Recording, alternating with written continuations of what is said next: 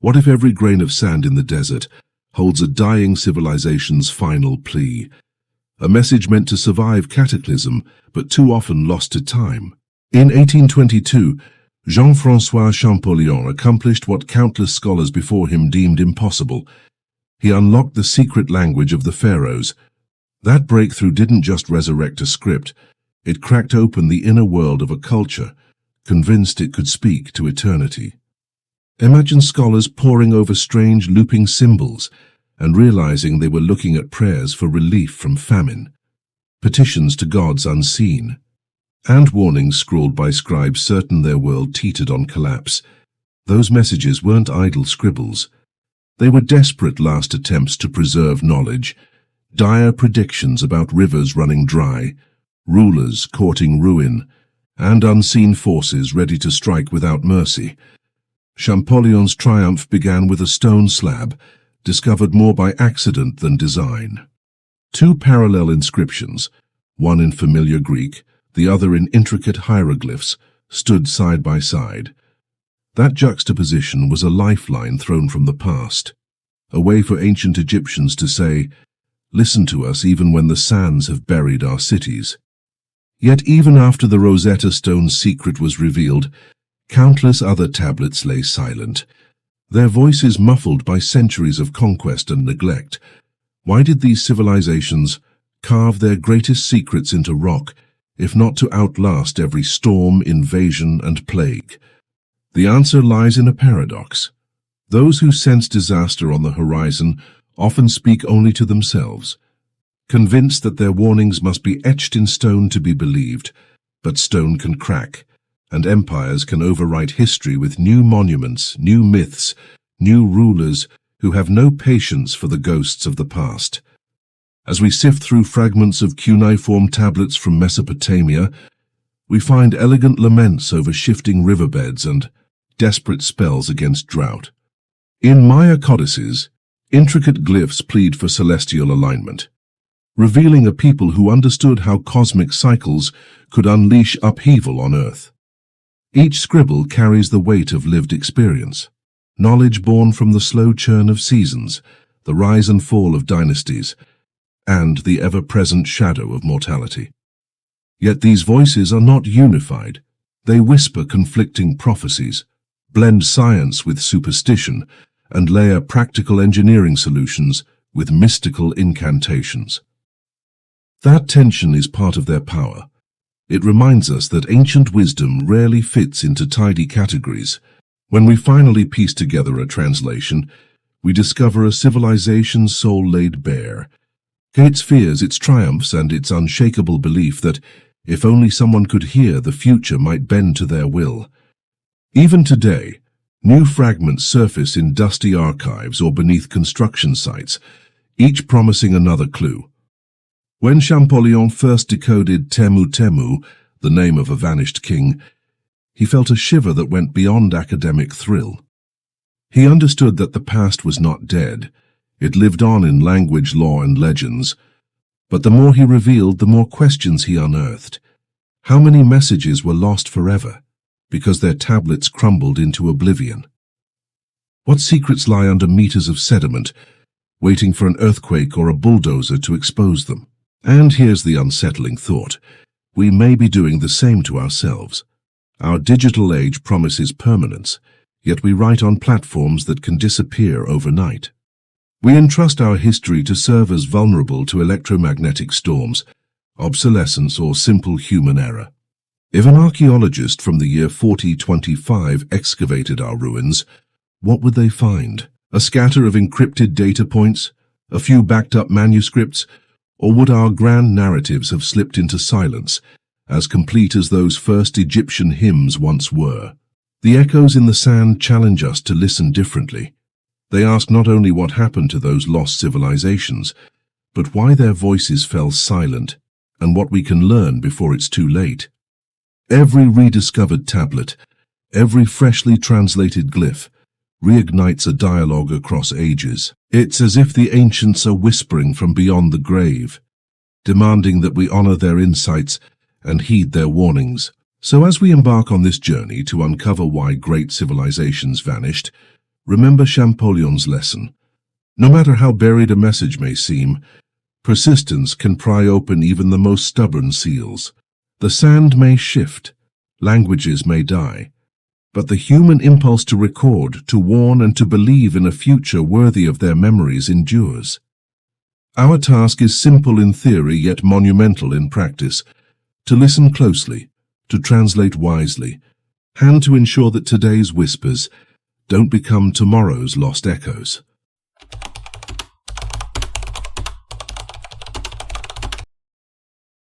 There was a moment, not so long ago in the grand sweep of human history, when a lake appeared to float a golden city upon its mirror-like surface.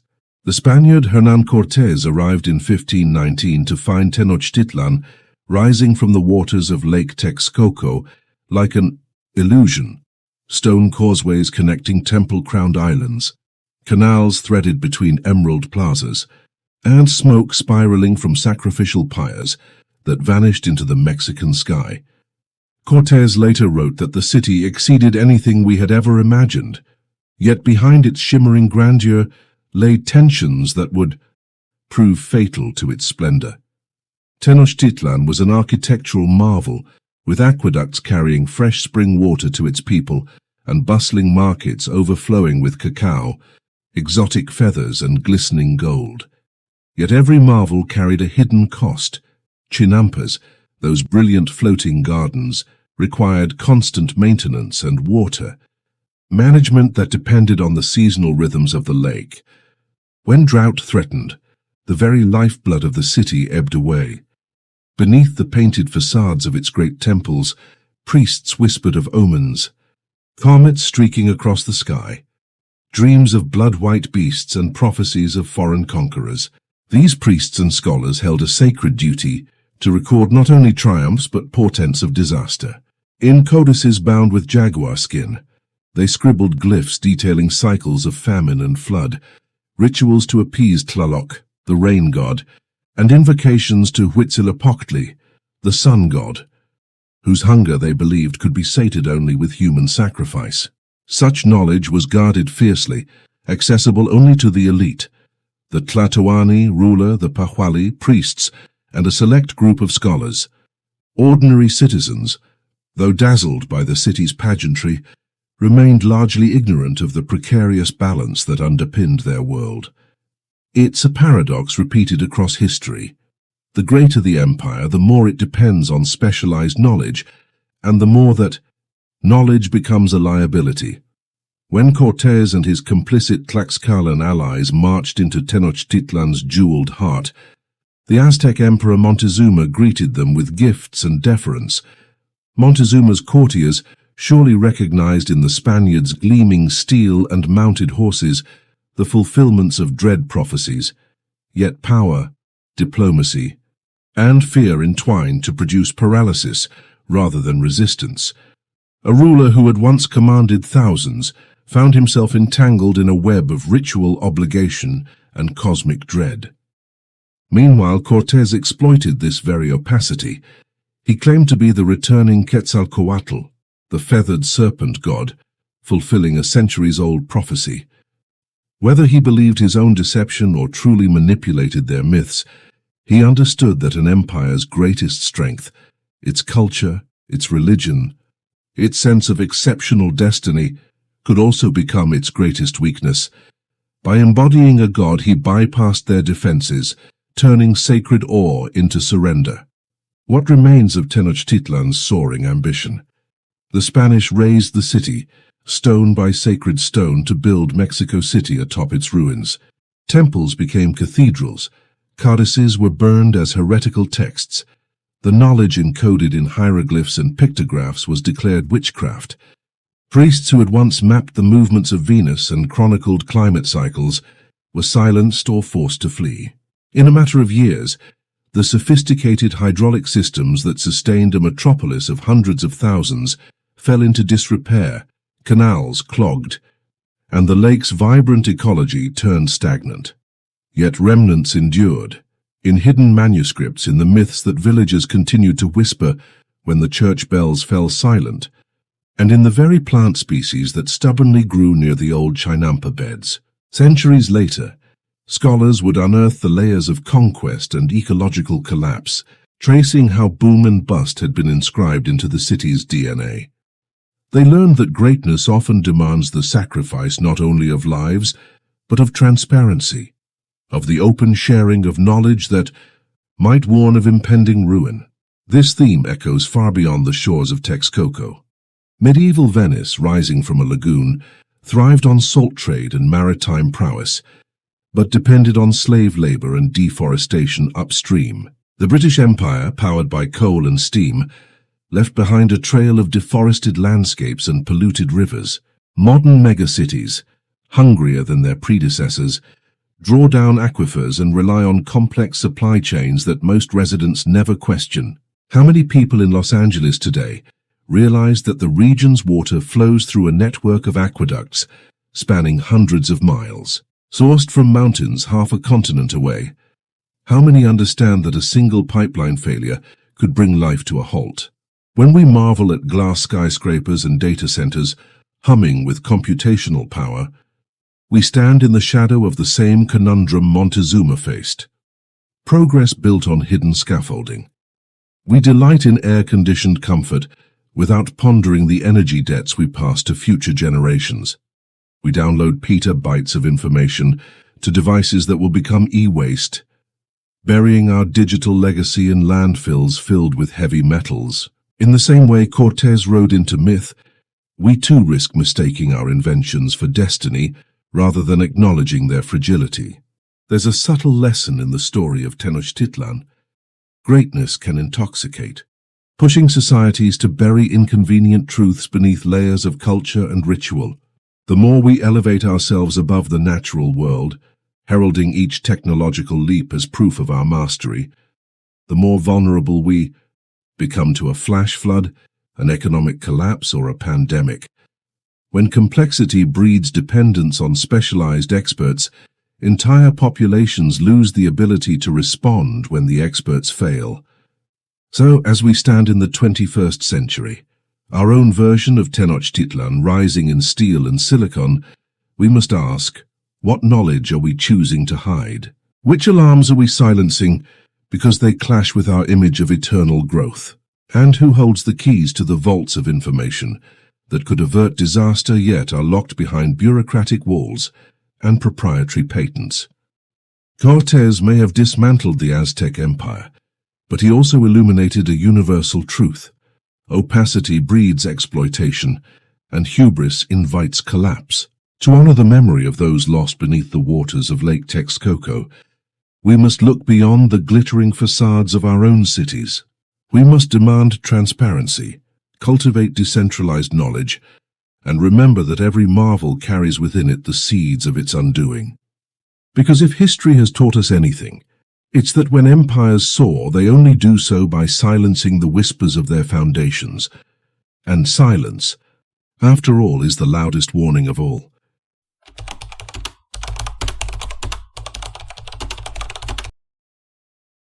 In the spring of 1869, a small wooden skiff nosed into a frothing rapid on the Colorado River, its crew clinging to the gunwales, as if the whole world might slip beneath the waves.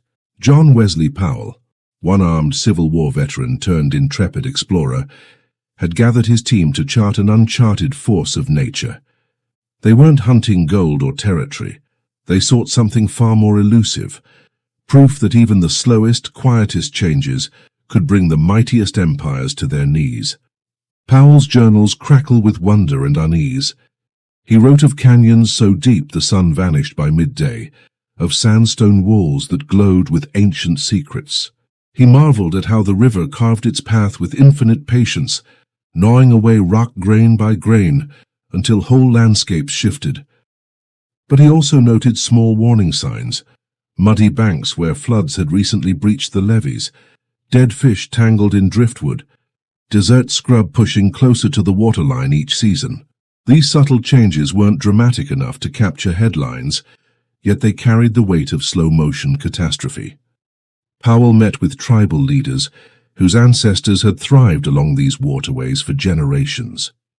They spoke of spirit guardians in the river, of ceremonies to coax rain from cloudless skies, and of winter snowpacks that once guaranteed spring flows.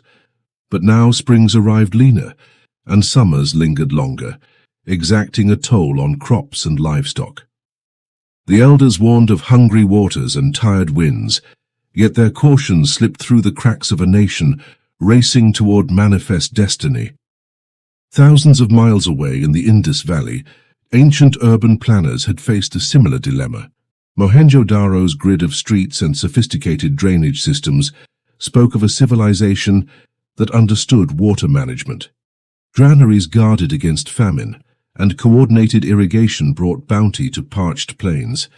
Yet around 1900 BCE, river patterns began to shift. The mighty Sarasvati, once a life-bringing artery, grew erratic, its tributaries drying up or veering off course. Farmers watched in despair as fields that had flourished for centuries turned fallow. Without sudden floods or invasions to blame, the collapse unfolded like a slow-motion eclipse, invisible until the skies had already darkened. Herein lies the paradox of fractured foundations. By the time an empire senses a threat, its intricate systems have become so interdependent that unraveling one thread causes the whole tapestry to tear. Powell observed this firsthand when he tried to support settlers along the Colorado's banks. He warned that without a sustainable plan for fluctuating water supplies, these towns would become ghostly relics. But the gold fever of westward expansion drowned out his cautions. Rails and shovels pushed deeper into canyons, dam projects sought quick power gains, and river engineers bragged of conquering rapids rather than understanding them. Back in the Indus, that civilization didn't fall in a single cataclysm. It faded.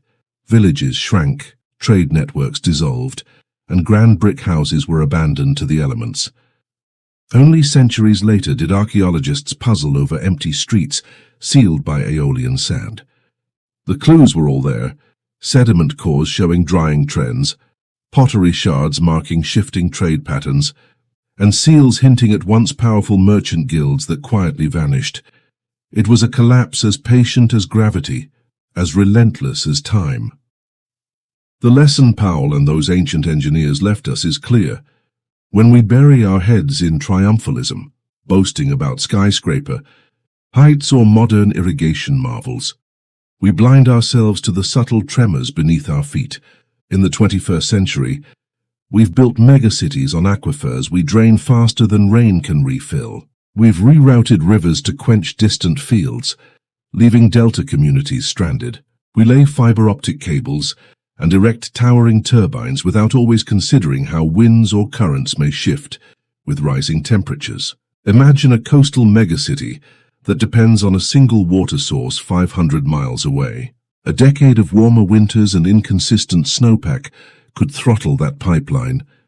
Or picture a breadbasket region whose soil quality erodes millimeter by millimeter until crop yields slip below subsistence levels. No headline warns of a 1 millimeter per year decline. By the time shortages become catastrophic, it's too late to reverse course without painful sacrifices. Powell's weather-worn maps, now brittle and faded, were his attempt to translate those millimeters into stories people could grasp. He sketched floodplains and tributary shifts not as dry lines on paper, but as lifelines for communities that had nowhere else to turn. He urged land managers to think in decades, not election cycles, to value indigenous knowledge as much as textbook hydrology, and to treat the river as a living, breathing entity rather than a conveyor belt for commerce. Ancient Indus planners, too, inscribed their water wisdom into baked bricks and granary walls. They recognized that an aquifer's recharge rate and a canal's gradient mattered more than the endless drive for expansion. But once centralized authorities lost control, whether through migration, ecological stress, or internal strife, no one maintained those canals. The next generations, waking to cracked channels and silted beds, lacked both the records and the oral traditions to resurrect them. And so the foundations fractured. The grandeur of Mohenjo-Daro became a memory etched in clay seals, The fury of the Colorado Rapids became a footnote in river charts. Both taught the same truth. Empires are not felled only by fiery shocks, but by the slow creep of neglect, overconfidence, and willful blindness. As we chart our own future, we would do well to revisit those fragile marks in Powell's notebooks, those buried settlement layers in the Indus, and the wisdom they once embodied. Because when giants topple, they often leave no towering ruins, only empty fields, silent channels, and a question whispered by the wind. How did we fail to notice the fractures until it was too late? Now, as we move toward the cataclysmic moment that finally broke those civilizations, keep this image in mind. A single stone dislodged from a canyon wall can trigger an avalanche, just as one compromised levee can breach a city. Sometimes the smallest shift is the spark that sets an entire world ablaze.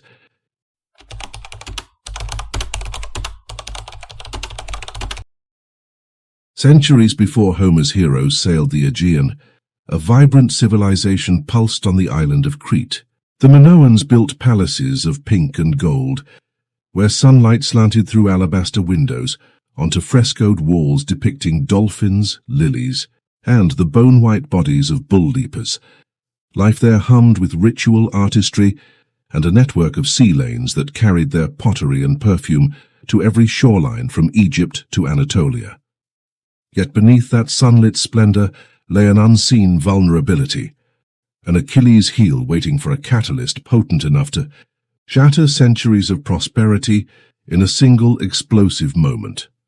Sir Arthur Evans, the British archaeologist who unearthed Knossos in the early 1900s, was first struck not by the grandeur of its throne room, or the maze-like corridors he dubbed the labyrinth, but by the layer of ochre-tinted ash blanketing the palace floors. At first glance, it could have been routine volcanic dust carried across the sea. But the more Evans probed, the clearer it became that this was no ordinary fallout. Microscopic analysis of those ash particles would later confirm their origin. A cataclysmic eruption on Thera, modern Santorini, sometime around 1600 BCE. Imagine standing on the rim of a volcanic caldera, the sea's surface hundreds of feet below, and feeling the ground tremble. Then, in a deafening roar, the mountain's peak collapses inward, unleashing a firestorm of superheated gas and pulverized rock that races down its flanks. A mushroom cloud towers into the heavens, blotting out the sun and casting the world into an eerie, blood-red dusk. Ash blankets fields, rivers clog with debris, and inhaling air becomes a life-or-death struggle. Moments later, the sea itself rises against the coast. A wall of water tall as a temple's column surges forward, obliterating shoreline villages in one merciless sweep. Ships moored in Minoan harbors are flung inland like driftwood. Fishermen are swallowed whole beneath the waves, and as the initial tsunami recedes, it drags with it every scrap of life it encountered, homes torn from their foundations, priceless relics battered into sand and saltwater sludge. For the Minoans, this was not the end. It was the beginning of a slow unraveling. The first blow, the blast of ash and pumice, stifled sunlight, killed crops, and poisoned freshwater supplies. Temples dedicated to rain gods stood empty, their priests powerless before an elemental fury they believed they could command. As famine took hold, social cohesion frayed. Coastal towns once renowned for shipbuilding found their slave laborer pools decimated. Trade networks collapsed, cutting off vital imports of food and metals. Some scholars once imagined the end arrived overnight, that the Minoan civilization succumbed in a single wave of divine retribution. But closer study reveals a more haunting truth: collapse by attrition. The volcanic winter that followed the eruption plunged the eastern Mediterranean into unseasonably cold seasons. Vineyards withered, olive trees failed to yield, and famine stalked the land for years. Communities retreated inland, abandoning the sophisticated plumbing and urban planning of Knossos for makeshift shelters in mountain caves. The king's seal impressed on clay tablets no longer signified governance, but a desperate bid to ration dwindling supplies. Evans himself grappled with the Minoans' resilience. He uncovered evidence that, even decades after the eruption, artisans continued to paint frescoes, shimmering dolphins leaping from stylized waves, bulls mid-twist in sacred ceremonies, almost defiantly celebrating life amid ruin. Yet those echoes of artistry were faint, their colors muted by ash and neglect. Eventually, Mycenaean Greeks from the mainland began to occupy Cretan palaces, not as conquerors so much as inheritors of a wounded culture. They refurbished halls, repurposed altars, and grafted their own language onto Minoan bureaucratic scripts. What emerged was neither purely Minoan nor purely Mycenaean, but a hybrid that blended innovations in metallurgy and administration. This transitional phase exposes a profound lesson. A single cataclysm may fracture a civilization's backbone, but the final dissolution often hinges on cultural absorption and political opportunism. The Minoans didn't vanish. They were subsumed. Their gods were syncretized, their language reworked, their architectural genius adapted for new rulers. The palaces of Knossos continued to echo with human activity, but the ethos that once celebrated harmony with nature had given way to a worldview shaped by conquest and survival. In peeling back these layers, we confront our own misconceptions about collapse. We cling to dramatic narratives, cities swallowed by volcanoes, armies annihilated in a single battle, because they satisfy our craving for clear-cut endings. But real-world declines are messier. They lace together environmental disasters, economic contraction, social upheaval, and sometimes the quiet appointment of a new elite. When we label a civilization lost, we risk oversimplifying the alchemy of destruction and renewal that defines human history. Herein lies the heart of our inquiry. How does a society transform unthinkable devastation into a legacy?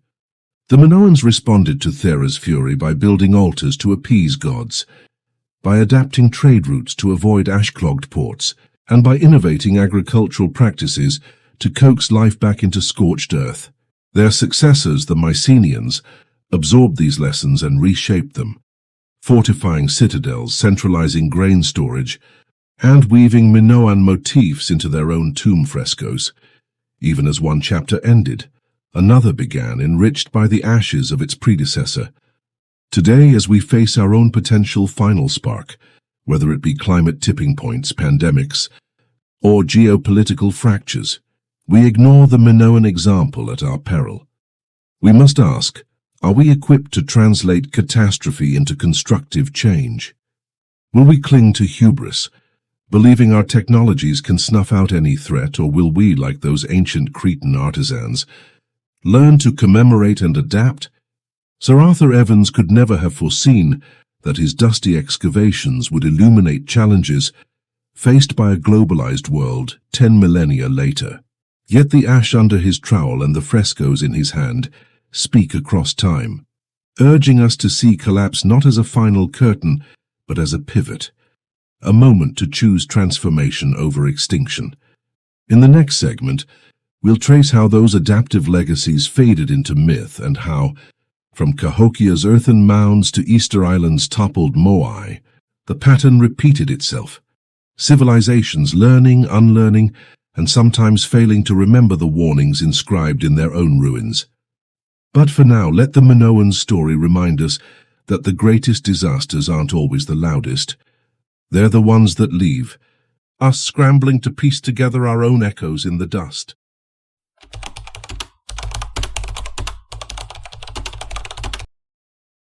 Long before European horses rattled across the plains of North America, a metropolis rose beside the winding Mississippi River, Cahokia. At its zenith around 1050 CE, this city numbered more than 20,000 souls, rivaling London in scale, its skyline defined not by steeples, but by colossal earthen mounds thrusting toward the sky. Traders from hundreds of miles away converged here, bearing copper tools, seashell beads, and exotic chert for blades. The air thrummed with ceremony, drummers calling the populace to great plazas, priests in feathered regalia, orchestrating dances beneath carved wooden totems. Fast forward to the 1490s, when Charles C. Mann set out on a pilgrimage of sorts, pen in hand, to trace the footsteps of Cahokia's vanished builders. He wandered through tall grass that now cloaked the silent mounds, marveling at how earthworks once heaved with life. What intrigued him most was not the absence of people, but the persistence of memory, how indigenous oral traditions still spoke of the place of the sun, where ancestors had shaped the land itself into monuments of power and faith.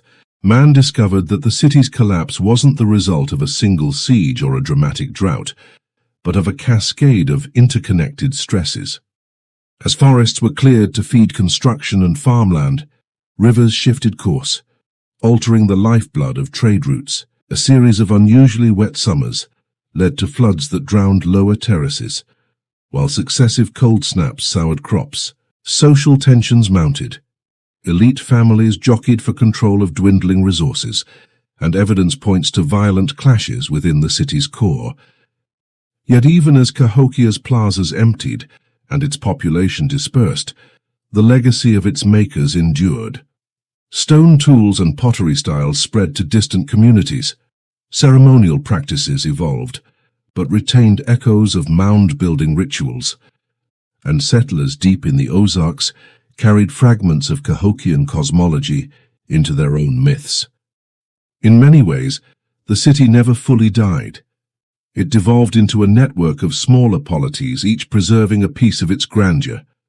This pattern is mirrored on a smaller scale in forgotten hamlets worldwide. Take Bhangar in India, where legend claims a curse sealed the fate of its royal court, or the lost Khmer city of Cahokia, swallowed by jungle only to be revealed centuries later by intrepid explorers. In each case, a glimmer of civilization's promise flickered out, but the humanity behind it left an indelible mark on the land and the stories that followed. Cahokia's fate challenges our modern assumptions about progress. We tend to imagine that people leave a city only after some great calamity, flood, fire, or foreign conquest. But more often cities fade. They exhale their residents in pursuit of greener pastures, new alliances, or simply survival. The ghost towns dotting America's West, silent storefronts and splintered boardwalks, are testament to gold strikes that ended, rail lines rerouted, and harvests that failed. Like Cahokia, they're monuments not to abrupt endings but to gradual unwinding. For those of us living amid glass towers and gridlocked highways, there's a cautionary tale here.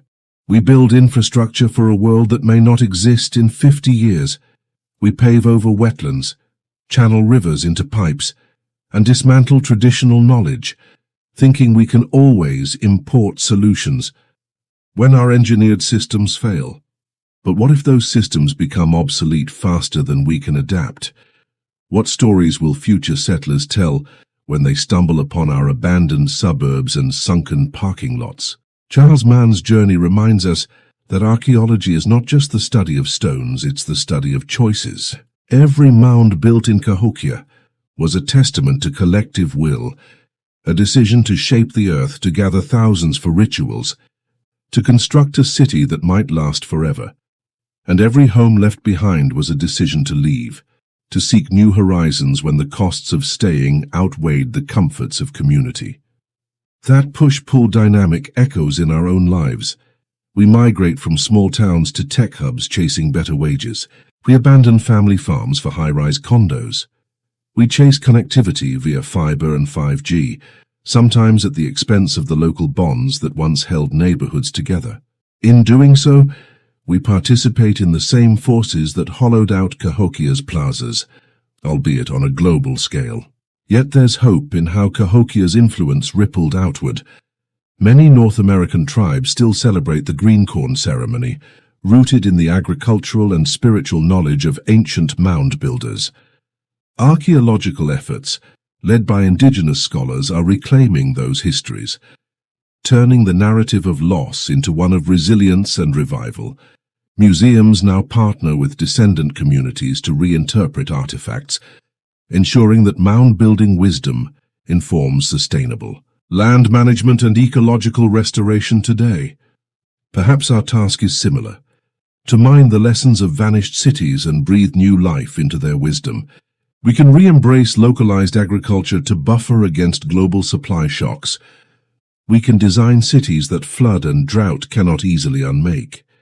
We can digitize not just documents, but vernacular traditions on folk medicine, water law, and land stewardship, so they survive long after our steel and concrete monuments crumble. As evening falls over modern concrete jungles, imagine a distant future where explorers stand amid rusted car frames and overgrown transit stations, wondering what grand civilization once thrived there. Will they find our digital cemeteries, encrypted behind obsolete passwords, or will our greatest monuments be the living traditions we preserved in community gardens, co-op housing, and decentralized networks? Cahokia's ghostly mounds whisper an answer. True endurance lies not in the stones we raise, but in the stories we carry.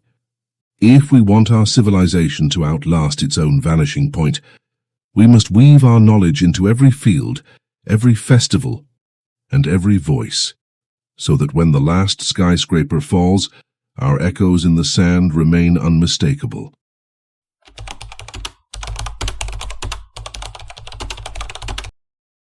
When you stand before an Easter Island moai, those silent stone sentinels hunched against the wind, there's an uncanny stillness, as if each statue holds its breath, waiting to tell you something vital.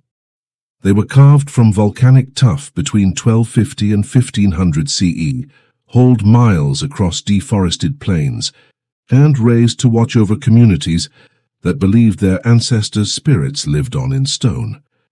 Yet today, the remaining 91 moai all share a tragic irony. The island that birthed them was stripped bare of trees to move these giants, triggering soil erosion, food scarcity, and societal collapse. Their mute gaze haunts us with a question. If stones could speak, what urgent message would they deliver? That question echoes across the world's archaeological landscapes, from the crumbling ziggurats of Mesopotamia to the eroded pyramids of Meroe. Every ruin is a message in code, one you have to learn to read.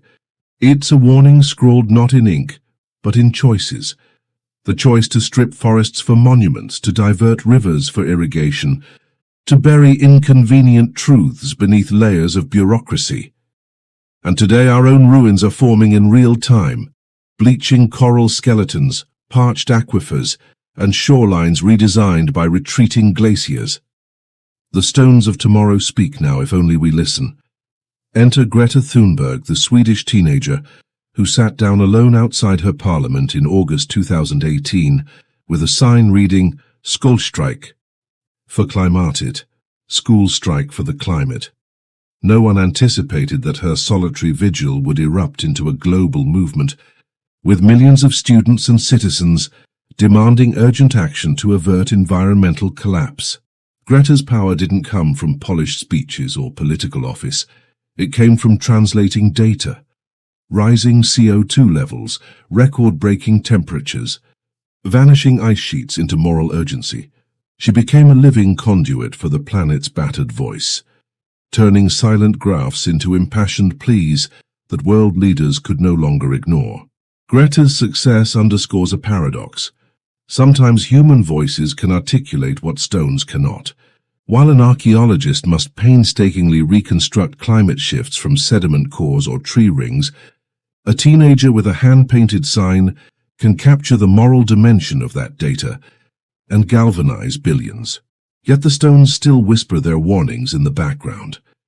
Beneath the glaciers she invokes, beneath the dying coral reefs she decries, lie the sediment layers and skeletal frameworks that record centuries of ecological imbalance. Imagine an ancient ruin as a palimpsest, a manuscript scraped clean so new text can be written over its faded predecessor. Modern civilization is writing over millennia of planetary edits, without ever pausing to read the first draft. We build at the expense of wetlands, pave over aquifers, and digitize our records on servers that guzzle fossil fuels. When a coastal city floods once, we raise its seawalls, When drought strikes, we drill deeper wells. But in doing so, we risk repeating the same cycle. Crisis, patchwork solution, amnesia, and eventual collapse.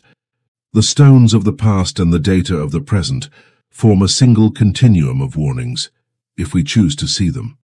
The Moai on Easter Island bear silent testament to a people who believed their monuments could grant them permanence. The Minoan frescoes at Knossos capture a civilization's defiant beauty just before a cataclysmic eruption.